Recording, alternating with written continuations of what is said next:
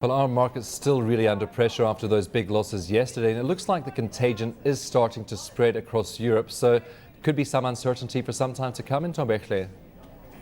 Yeah, you know, Stephen, the Greek, let me just say the Eurozone issue is really weighing down quite heavily on the markets. And, you know, the Fed did come out yesterday saying that they want to keep rates lower for a longer period. And also they did say that they are starting to see a growth there, but that not necessarily filtering as much as we would like to in the rest of the markets of the world today. So we're still seeing some little bit of risk aversion, some little hesitation here and there. Do you think that investors might be using this as an opportunity to take cash off the table? Because for the past couple of months, we have been talking about a market pullback. Markets have been rallying quite nicely. Is this an opportunity now for investors to pull out for a little while?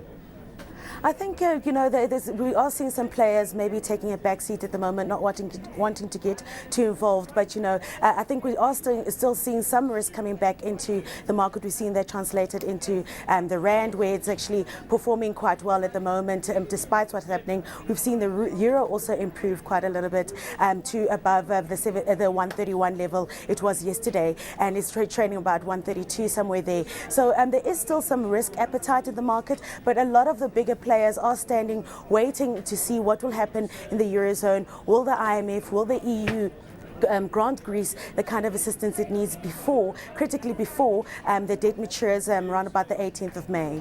And of course, we know that they were initially talking about a package of about 45 billion euros, 30 billion coming from the European Union, 15 billion coming from the IMF.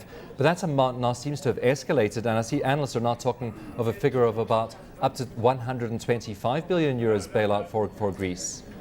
Yes, yeah, I think that news was received well by the market. I think it's about 120, 125 over 3 years.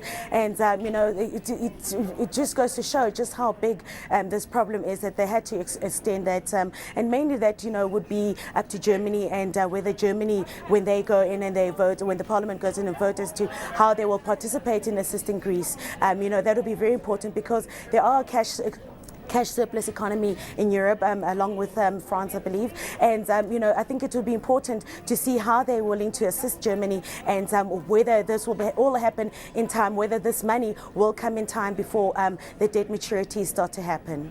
Of course, while we have all this noise in Europe, some data coming out in South Africa, probably not really on the radar screen. We had consumer price index out yesterday, PPI out this morning, slightly better than expected, 3.7%. And of course, the market was looking for a slightly higher figure. How are you seeing the inflation situation at the moment in Ntombenhle? I haven't had much of a look at it, Stephen, but I think those two factors there is the rand strength, and also consumer demand not really, you know, adding much to the price pressure increases for the producers. And I think the rand helped in capping a lot of the imported inflation that we've seen. But I must say I haven't had much of a look at it.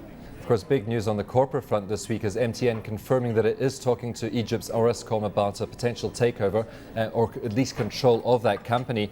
Though this deal just announced that they are in talks, already could be stopped in its tracks by the Algerian government, and there appear to be some issues with Algeria. And of course, those are the chief assets of Orascom that MTN would want. Yeah, I think very stormy waters going forward for MTN. It has been a tough one, this one, and especially after two failed previous attempts of some kind of corporate takeover. But the Algerian government not playing ball, threatening perhaps to take about 51% of Orascom shares in JSE, I think it's how it's pronounced. Threatening to take control of 51% of shares there, and also threatening that they may revoke the license that Orascom currently has in Algeria should certain tax issues and regulation issues not be sorted out. And the Algerian government wants to be consulted first regarding this proposed deal that MTN has with Orascom. So definitely not smooth sailing. And also the price tag seems to be steepening a little bit for Orascom, the Orascom interests for MTN. And I think also the market not really sure that it is worth the around about 9 billion to 10 billion that is being proposed at the moment.